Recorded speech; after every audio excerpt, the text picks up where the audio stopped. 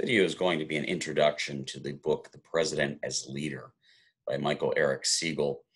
The book follows a long line of being able to examine the qualities that are necessary for good leadership skills that will lead to success.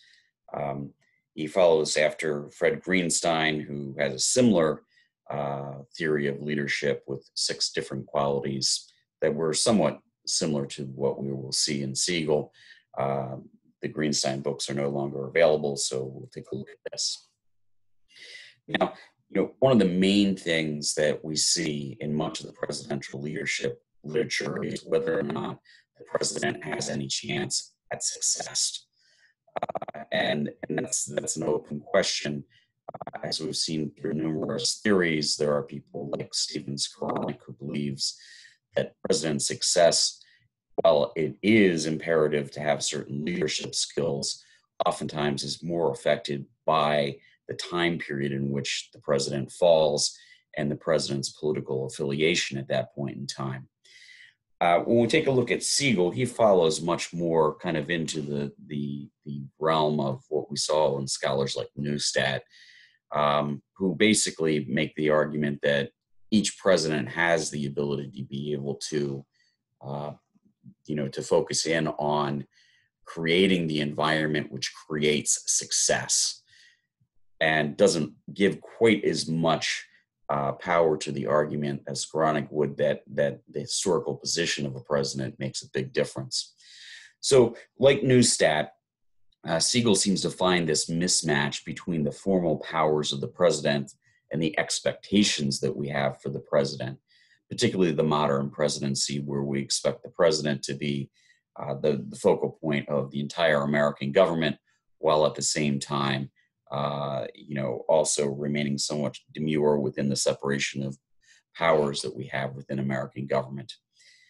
Now, here's really what Siegel gets at with kind of the conflict within our thoughts as Americans when it comes to the presidency. We invest an enormous amount of power in this one person to be our leader, yet we have this fundamental distrust of placing too much power in one person. And this ultimately leads to this kind of dichotomy between our expectations and what's actually possible. And in many ways, it's somewhat of a conundrum. He quotes Cronin and Genevieve's book on the presidency, and I think this is a really good quote because it gets to the heart of kind of our inability to be able to completely focus on how we feel about the presidency as Americans. So here's the quote. "We admire presidential power, yet fear it.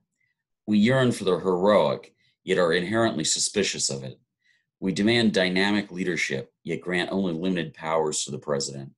We want presidents to be dispassionate analysts and listeners, yet they must also be decisive. We're impressed with presidents who have self-confidence, yet we dislike arrogance and respect those who express reasonable doubt. We want leaders to be bold and innovative, yet we allow presidents to take us only where we want to go." And that really is the essence of the unwinnable or the impossible presidency, is that we want strong, bold leadership, but one that also takes its cue from the American people. And that makes it very difficult. Now, the underlying argument for Siegel in this book is that the president's positioned to succeed because we put the president at the focal point of American government.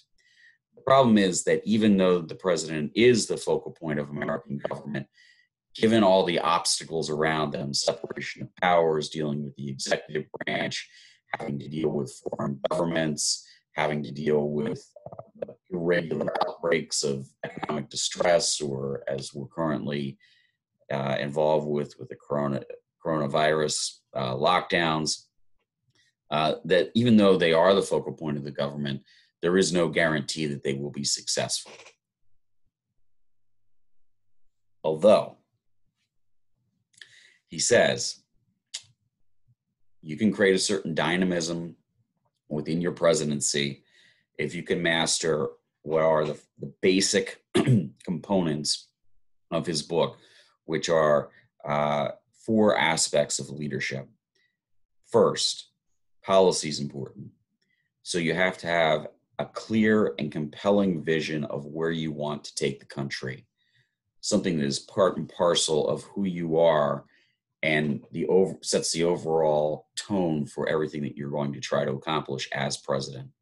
Second is politics, that you have to develop an implementation and influence strategy to execute your vision. So it's not enough just to have ideas, you also need to know how to play politics. And the last 2 things are more so in a relationship between how the president aligns himself with other people within his administration, usually within the cabinet, and how they're going to deal with congressional leaders. So first is structure. How do you create an effective White House structure in the West Wing to give you information? How do you structure and create a good cabinet management support system that gives you information as well? And then once you've structured that, what's your process for actually making decisions? How do you go about getting the information, processing that information, and then making decisive decisions that will effectively allow you to implement your compelling vision that you have? So what Siegel says is the president has to take policy, politics, structure, and process and weave these into a larger strategy of leadership, where essentially you have your ideas, you create a team of people around you that are interested in carrying out those ideas and have your best interests at heart, and then you create a process by which you deliberate as to how to actually get those things done. And that is a very difficult thing to align all 4 of those leadership goals. And in fact, he says very few presidents have been able to do so. Really, the only president that he's going to discuss in this book that has done so was Ronald Reagan.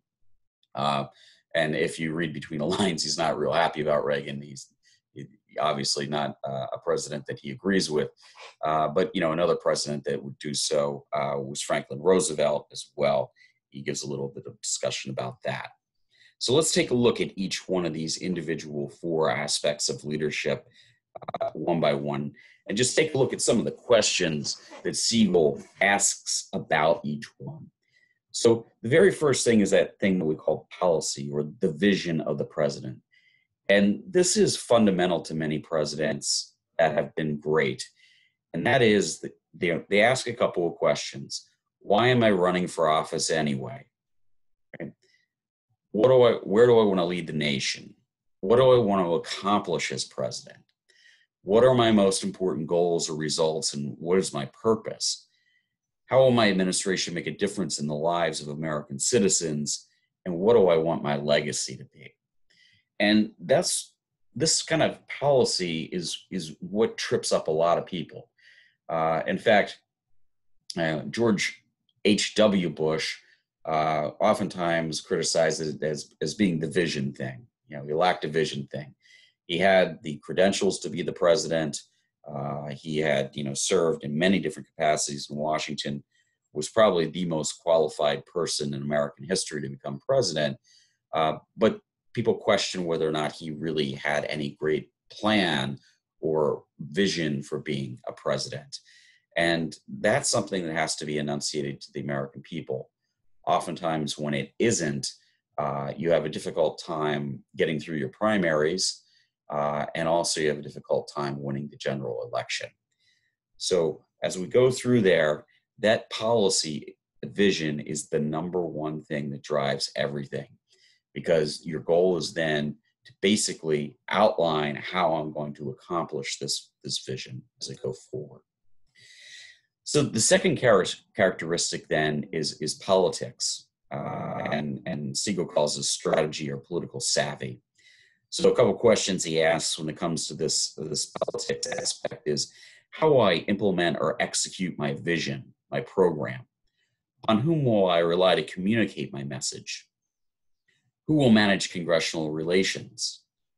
What strategy will I use to influence the opposition party or even members of my own party who may have their own political agendas?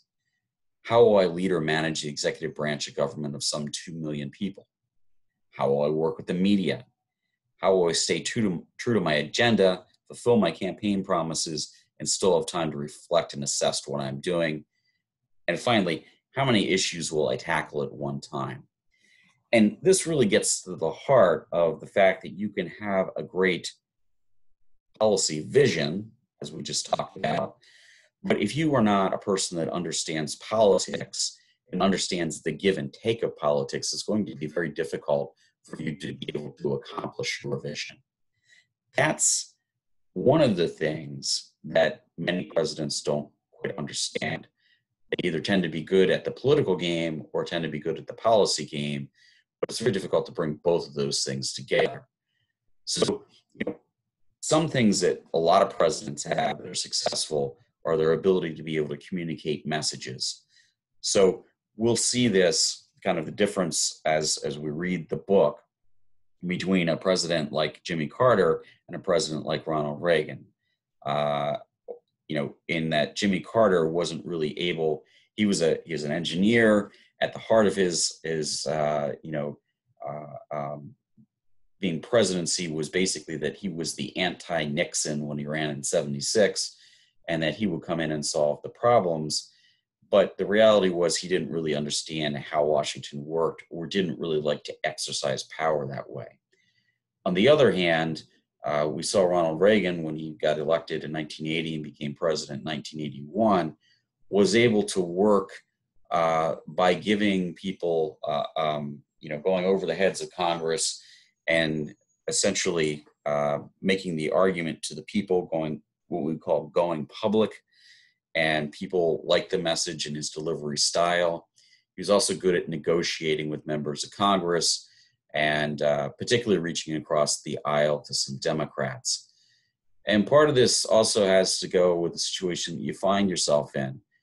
In some cases, you need to negotiate with an opposition party if you have divided government.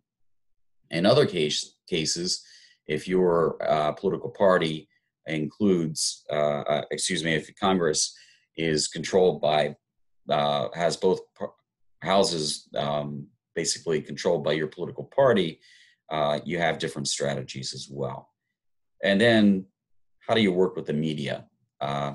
And increasingly in this era of cable news and the ability to be able, the president to get his message directly out to the people through social media and various other things, the relationship between the president and the media has changed substantially, and because has become much more contentious. And then finally, one of the things that you generally learn is that there's almost only so much capacity for X number of issues to be able to be discussed at any time in Washington. The president really has to focus on a couple of big priorities, particularly early in the presidency, that are part of his vision, because the last year or two of each administration is spent on running for re-election, or if you happen to be re-elected, the last couple of years is really spent as a lame duck as other people prepare to become president. Now, the last two things about presidential leadership and how to be successful focus, again, more so on how you're going to make decisions. And the first aspect of this is that you have to create a structure for managing how decisions are going to be made. So some questions that the president would ask in this case is, how will I organize the White House? What management structure will I utilize? Will I have a chief of staff? Will I have an open or closed operation? Will I favor micro or macro management of White House staff? And how will I assure the alignment of the management with my policy agenda? Now, this is very important, and there are various different types of leadership styles. So as we'll learn again as we go through the Siegel book, President Carter at the beginning decided that he would be kind of the center of kind of a spoke and wheel organization of management within the White House, where he wouldn't have a chief of staff that would be a gatekeeper for all the information. Rather, he would align himself with all the different kind of White House staff that were in different policy areas, and he'd be his own gatekeeper. For the most part, this doesn't work. There are way too many pressures on the president's time. Somebody has to sift through what is essential and important information that the president should be hearing versus stuff that's just political noise and political rivalries. So most presidents have a chief of staff that serves as the gatekeeper. And what we mean by that essentially is that weeds out information that the person that's chief of staff doesn't believe is in the best interest of the president to get involved in. Focus the president's activities on a small number of issues and keep that focus by kind of sorting out the information that the president gets. And then finally, some presidents are very deeply into public policy and the minutia of public policy. President Clinton was well known for that. He was, a policy wonk or policy nerd, somebody like that got deep into the weeds. Whereby President Reagan and President Bush were more people that, wanted to make an overall decision and then basically let his staff take over after that. A lot of this has to do with your own personal management style. And then finally, how do you make your decisions?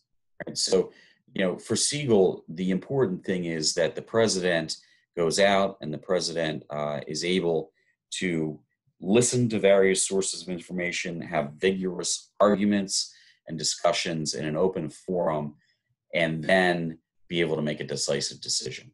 Right? So, some of the things that we see happen in good decision making that Siegel will talk about is, how do I deliberately encourage dissenting opinions?